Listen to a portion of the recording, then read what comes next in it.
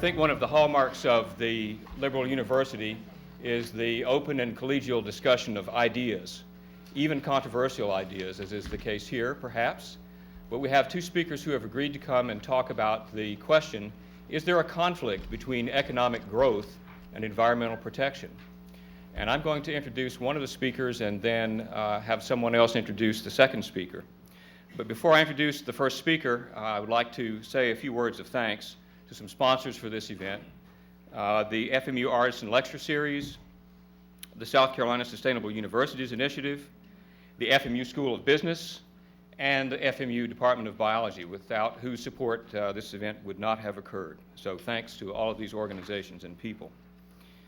I would also like to introduce the moderator for tonight's debate. Seated at the center of the table is Professor Susan GIUSTO of the Department of Mass Communications here at Francis Marion.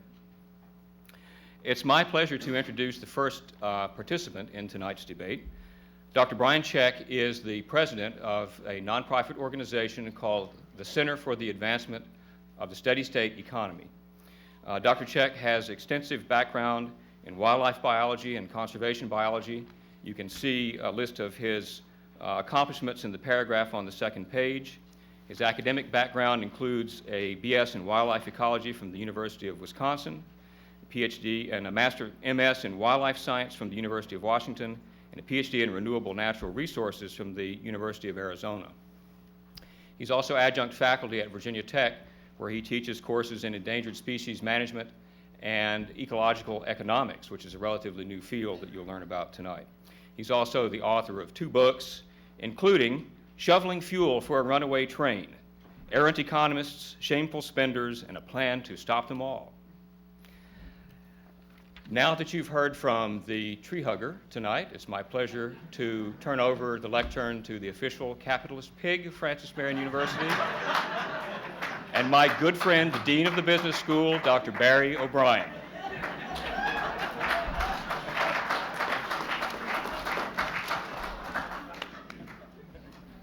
Dwight, we get no more respect here than you get at the University of Georgia. Couldn't get any worse than what I get. First of all, a thank you to the biology students and the economics students. Says a lot about our university to have this attendance here tonight.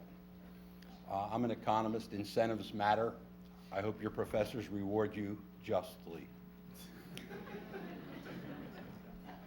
If I can, before I introduce Dr. DWIGHTLEE, I'd like to give a little perspective to our discussion tonight and try and embarrass a dear friend and a former student. Matt, would you just stand for a second so everyone could recognize you?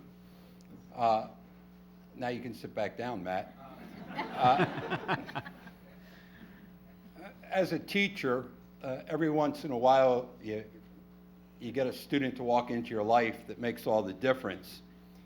And I don't remember if it was 1993 or 1994 that I was sitting in my office on a Friday afternoon. I don't know what I was doing in my office on a Friday afternoon. It was about 4:45, as I recall, and I got a phone call from a very eccentric freshman student in the dorm, late August. He proceeded to tell me that I was his academic advisor, and he had been here for 3 hours and couldn't find anyone that wanted to discuss existentialism with him, ecology, economics, political science, or anything else. And I was wondering how I landed this young man to be my advisee. He ran over to my office, and Matt was the first student ever that the following Monday morning, he was working with Dr. Pompey and Dr. Reinhardt, 2 economists, doing research on environmental economics. Still had not taken his first class as a freshman. About 2 years later, he's an alumnus of our university with a Bachelor of Science degree in biology and a Bachelor of Arts in economics. 2 years later, he was complaining to Dr. Kyer and Dr. Pompey and to Professor Knowles and Pike and Krebs that we really need to start talking to each other, because he walks out of economics lectures thinking that markets and economic freedom and capitalism is the answer to all of our society's questions. and then he would go over to Leatherman. And so he was a bit conflicted. In many ways, he still is. But he started something here, and he actually bought me the first book. He started a book discussion group among the faculty and the students in biology and economics that continues to this day. And the discussion continues. After Matt left our university, he proceeded to the University of Georgia, where he's already earned his PhD in economics. And if he continues his usual work ethic, he will earn his PhD in ecology sometime in 2006. Matt, welcome back to campus. We're mighty proud of you.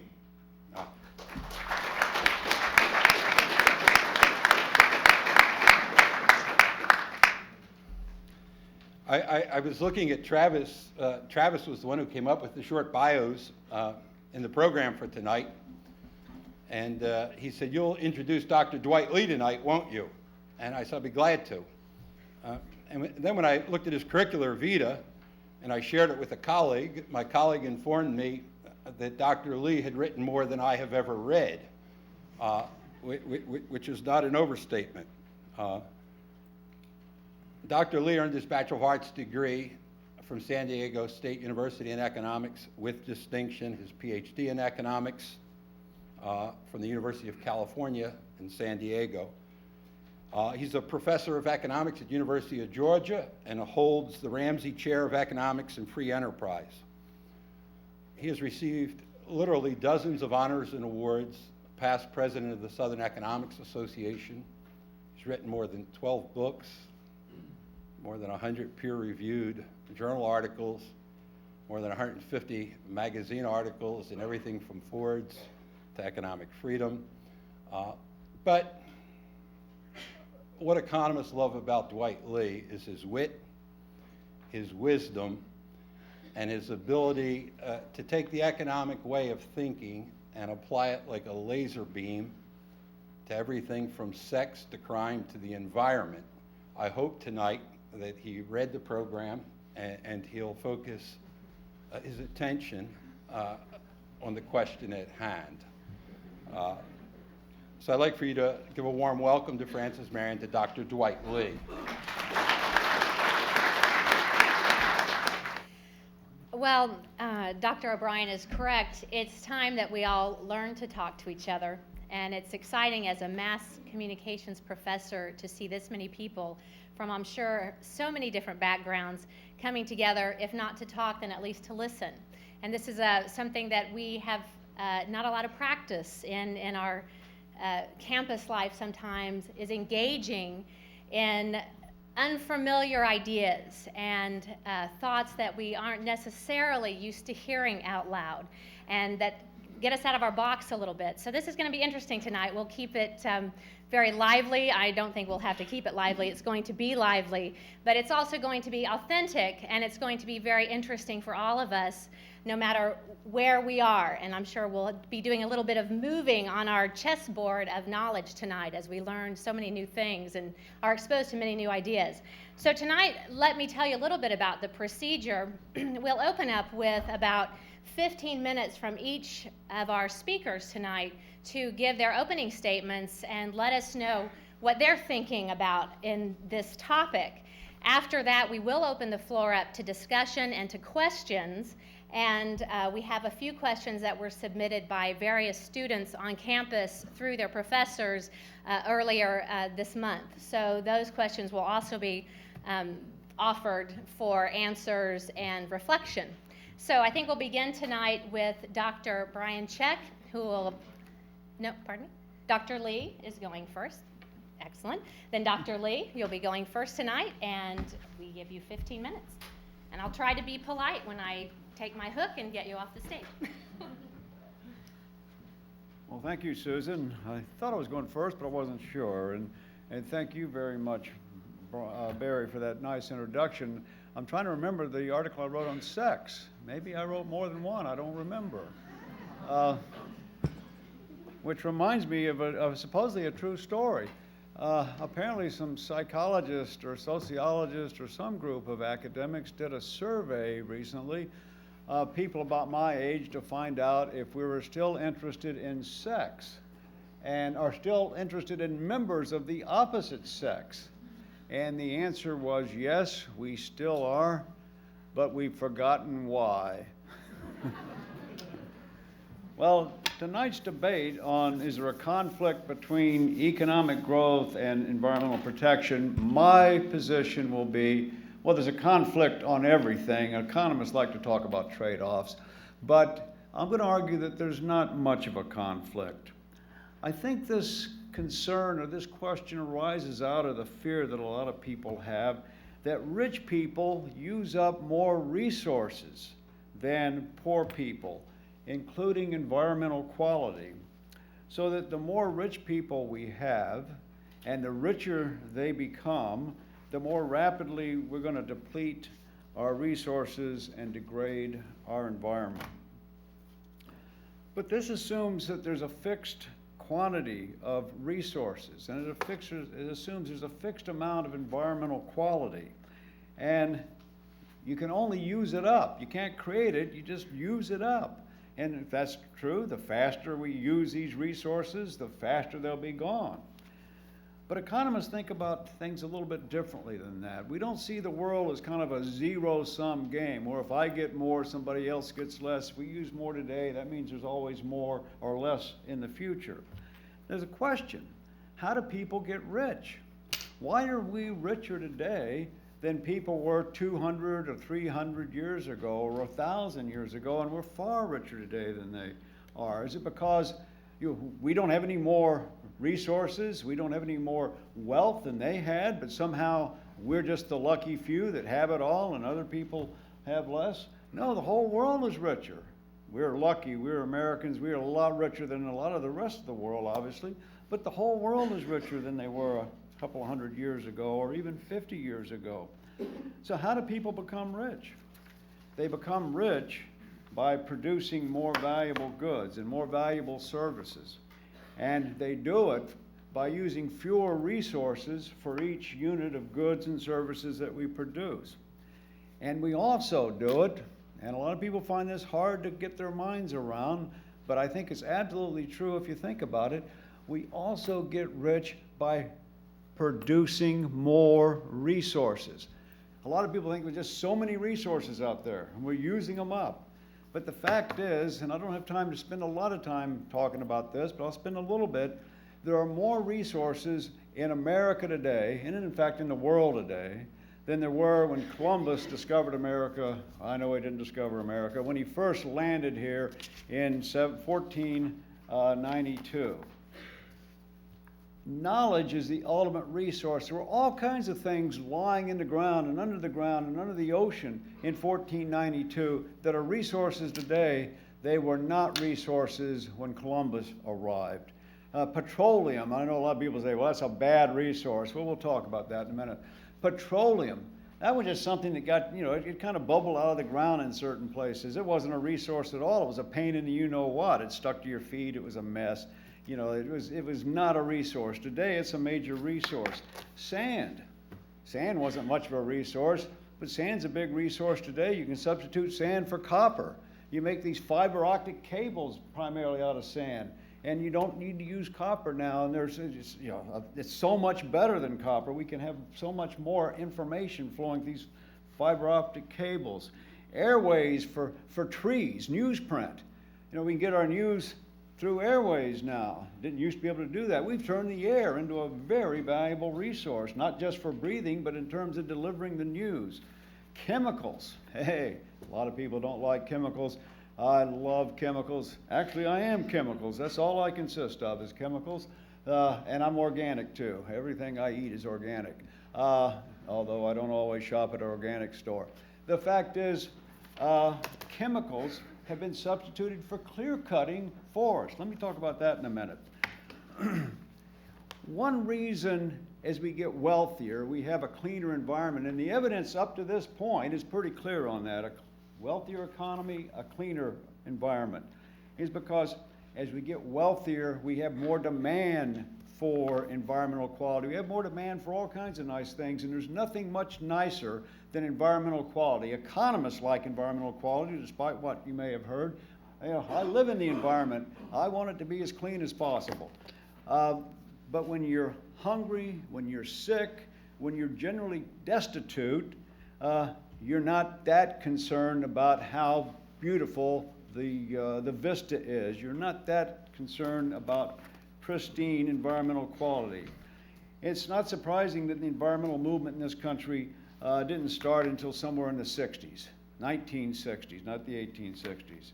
Also, as we get wealthier, we have more ability to provide environmental quality, to provide a lot of things we like, including environmental quality. I know the fear is that soon millions of Chinese will soon be driving cars instead of walking, riding oxen, and bicycles. We want to keep driving, but let's keep them on their oxen. But the fact is, transportation is pretty damn nice stuff. We all believe in diversity, right? That's almost a mantra on campus. Let's have more diversity. What promotes diversity more than people traveling around the world and meeting each other and learning from each other? You know, I would argue that's wonderful. That's wonderful stuff, diversity. Economists love diversity for a whole host of reasons. And in fact is, cars, I know we don't like cars if we're environmentalists, but I'm an environmentalist and I love the environment, but I like cars too. And in fact, cars are far less polluting today than they were just a decade or two ago. Also, I want to argue quickly, and I know there's a trap door here. When I hit 15 minutes, I'm gone. If I disappear, you know what happened. Susan has her finger on it, right? The best thing that happened to the environment, or one of the best things that happened to the environment, is the internal combustion engine. It substituted the pollution that comes out of the tailpipe of cars for the pollution that comes out of the tailpipe of horses. And I'll tell you, that was a huge, huge improvement in public health. One thing that started immediately is decreased infant mortality. You know, you had fly-borne diseases in all these big cities. You had horses rotting in the streets. They carted them off. I don't know how many pounds of you-know-what they had to cart off, too. It was a mess. It wasn't pretty. And that increased longevity because of economic growth, new inventions, has been wonderful because it gives us the thing we value most, the one resource we value more than any others, and that is the time that we have in our life.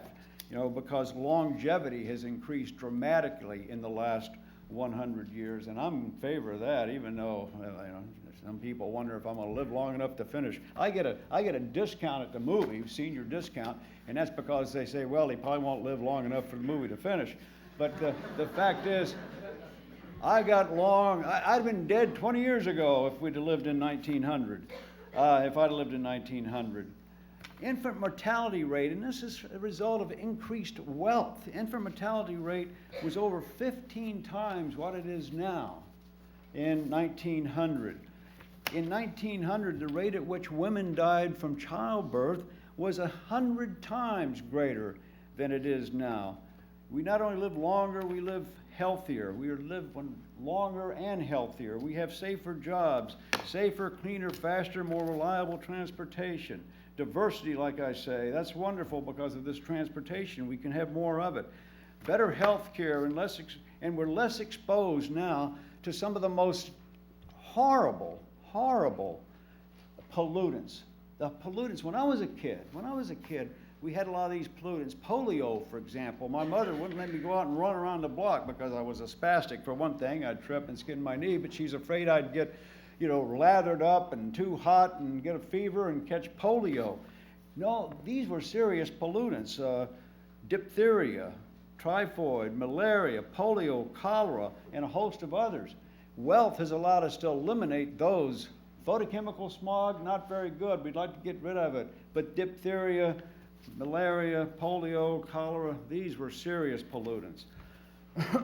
Internal combustion engine and petroleum and chemicals have increased the number of trees in America. I know a lot of people don't understand this, don't believe this when I tell them, but it's true. There's more trees in the lower 48 states in America today than there was in 1850. And the reason is we've got all these chemicals, and we're better producing fertilizer, better producing crops, food, and we have a lot fewer acres devoted to agriculture today than we did in the past, and most of those acres haven't gone to Disney World, haven't gone to strip malls, haven't gone to shopping centers and houses. They've just gone back to nature. We have more trees today, a good deal more trees today than we had in 1850. Estimate we took 93 million acres of land in 1900 to grow the food just to keep the draft animals on the farms alive. That's 93 million acres of land that we don't need now for agricultural production. And also, if you're kind of an animal rights lover, I'm a bit of an animal rights lover. I love animals. You know, that was good for animals. Less animal cruelty today. We're wealthy enough, I don't know how many people know it, but April is, in America, is pet dental hygiene month. Now we're flossing teeth for animals. We used to just have them on the farms beating the hell out of them to pull our, So if you like animal rights, you like wealth. Consider the situation in the 1850s. How much time do I have? 2 minutes. Oh! In 1850s, many people couldn't afford a horse transportation, so they walked. Unfortunately, a lot of them had to walk behind a horse. Had a situation where horse transportation was a major source of pollution, infant mortality, filthy air pollution, relying on coal. The wealthy did that for heat. Wealthy were able to buy factory-bought goods, the poor weren't. What if our ancestors had said, this is horrible. Let's stop growth today in 1850 so people don't get wealthier and buy more horses and heat more with coal and buy more stuff with polluting factories. These things are bad for the environment. Well, I don't think you would have liked the results. No cell phones, no iPods, no indoor plumbing. Your choice would have been an outhouse. You would have had a choice, 1-holer or 2-holer. Drinking water would have been unsafe. So would the food. High rate of death from food poisoning back then. Child labor would have been common. You wouldn't have finished high school, much less been attending college. Smallpox would have scarred the face of the lucky ones out there. The unlucky ones would have died from smallpox. I could go on. The point is, and I'll stop here because I'm not through, but I'm going to stop anyway because this trapdoor looks threatening. If we tried to stop growth, we would have missed out on a tremendous amount of wonderful things, and one of those things would have been lower pollution, a cleaner environment. And if we try to stop growth today, the only way to do it is by reducing the freedom of Americans to get rich, which is what they're going to do with freedom, and mess up the market, which is our best hope for continuing the growth, the innovation that will eventually result in more environmental quality, not less. Thank you.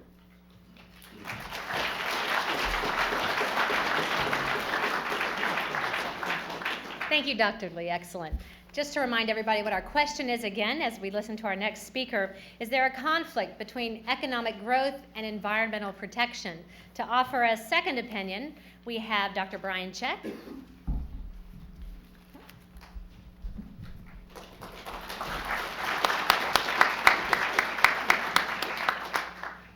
Thank you, Susan, and thanks to FMU for hosting the debate. Thanks for everybody for coming this evening, and thank you, Dr. Lee, for participating. This question, is there a conflict between economic growth and environmental protection, I think needs to be debated in as many venues as possible and as soon as possible, because getting the answer right in this country is absolutely crucial to the long-term economic security of this country. And if we're going to get the answer right, we have to start out with making sure we know exactly what these terms mean. Economic growth is simply an increase in the production and consumption of goods and services. It entails increasing population times per capita consumption. And it's generally indicated by increasing gross domestic product, or GDP. In a nutshell, economic growth is more stuff, more activity, and it always takes more energy. The environment, well, that's the air we breathe, it's the water we drink, it's the soil that we grow our crops in, it's our forests, it's our grasslands and pastures and prairies where we graze our cattle. It's our mountains, it's glaciers, which many of our cities in the Northwest need for their water supply. It's our lakes and rivers that, of course, a lot of other places need for their water supply, lakes and rivers and aquifers and wetlands. And it's our oceans and it's the atmosphere as well. So the protection of these things, then, that would mean things like keeping the air that we breathe clean, the water we drink, keeping that clean, keeping the soil, period, from erosion, and ideally keeping it clean as well, and maintaining the functioning of these ecosystems that I gave a short list of, the forests and the rangelands and the wetlands, keeping them functioning in the ways that they always have, that have provided our economy with essential services that are virtually irreplaceable or hard to replace with any level of economism, if you will. For example, we need to try to maintain what's left of our coastal wetlands in the Gulf and the Florida coast and the Atlantic coast to help buffer us from these hurricanes. You know, the wetlands, if we can retain them, we'll do a lot better job of that than any insurance company can. We need to maintain things like the glacier at the head of the Cedar River watershed, where Seattle gets its water from. Seattle's going to be in a real tough spot once that glacier melts, and it is melting, and it will be gone in X number of years. I don't know the precise figure, but it's interesting that, for example, Glacier National Park, named for its glaciers, well, it won't have a glacier left by 2032. So that's what environmental protection is. And it also means maintaining the stability of our climate, protecting us from the perils of global warming, some of which we don't know nearly enough about yet, but certainly including things like sea level rise and climate disruption. And environmental protection has always and everywhere also referred to wildlife conservation, or biodiversity conservation if you prefer. Birds and mammals and fishes and amphibians and reptiles, invertebrates like bees and butterflies, and a myriad of plant species as well. And I think it's worth focusing a little bit on biodiversity, because this biodiversity is kind of like a canary in the coal mine of the environment. If we see biodiversity declining, that's a sure sign that something is awry with the air, with the waters, with the soils, in these ecosystems that comprise biodiversity, the forests and the rangelands and the wetlands. So let's focus a little bit more on biodiversity, and the way that I will attempt to do this, if I can get this thing back on, which wasn't supposed to be problematic, but oh, okay.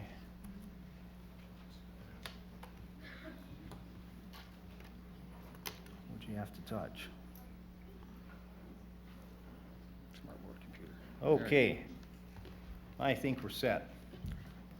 Oh, and I think I'm going to engage this alternative microphone so that I can actually head up to where the slides are and maybe do a little better job, although since we had to bring it up with that alternative way, that means I need to try to get it back into the old slideshow mode. Okay. So, is this mic working? Does it seem like? It's not? It says it's on, but, hey, is anybody gonna have a hard time hearing me? Okay,